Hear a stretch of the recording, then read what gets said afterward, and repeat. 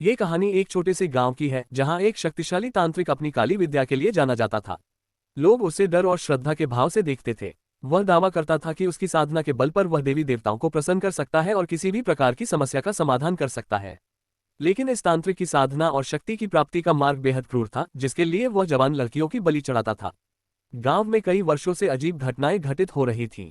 लोग अचानक बीमार पड़ जाते थे, कुछ अकारण ही मर जाते थे और गांव में हर तरफ अजीब डर और आतंक का माहौल था।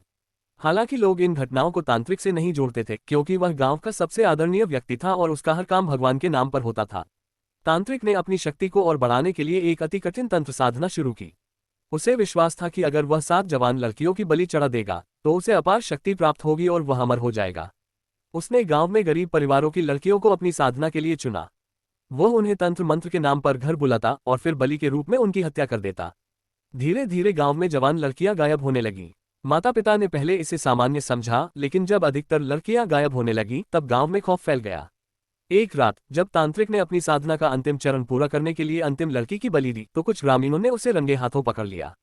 अब तक लोग यह नहीं समझ पाए थे कि गांव में जो भी घटनाएं हो रही हैं वे तांत्रिक के काले जादू का परिणाम है। जब तांत्रिक को बलि देते हुए पकड़ा गया तो उसने ग्रामीणों को धमकी दी कि अगर वे उसे रोकने की कोशिश करेंगे तो पूरे गांव पर शाप लग जाएगा और गांव कभी शांति नहीं देख पाएगा। उसके इस भयभीत करने वाले वचनों के कारण ग्रामीण डर गए और पीछे हट गए। तांत्रिक ने अपनी साधना पूरी करने का प्रयास किया, लेकिन उसके अहंकार और घमंड ने उसकी विनाश की ओर बढ़ा दिया। साधना के अंतिम चरण में तांत्रिक ने अपनी शक्ति से बाहर का एक प्रयोग किया और उसकी गलती से तांत्रिक की ही मृत्यु हो गई। लेकिन उसकी मृत्यु के बाद भी वह शाप जिसे उसने गांव पर लगाने की धमकी दी थी साकार हो गया। तांत्रिक की मृत्यु के बाद गांव में एक अजीब सी शांति छा गई, लेकिन ये शांति मौत की शांति थी। धीरे धीरे गांव के लोग बीमार पड़ने लगे और एक एक करके मरने लगे। गांव के सभी पेड़ पौधे सूख गए, जानवर मर गए और घर खंडहर बन गए। लोगों ने गांव को शापित मानकर छोड़ दिया। गांव के चारों ओर सिर्फ शमशान का माहौल बन गया, जहां कोई भी जीवित नहीं था। इस गांव की कहानी धीरे धीरे दूर दूर तक फैल गई। लोग इसे शमशान गांव के नाम से जानने लगे।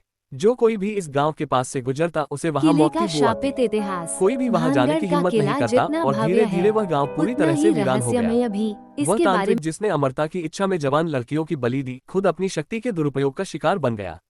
उसकी मौत ने उस गांव को हमेशा के लिए शापित कर दिया।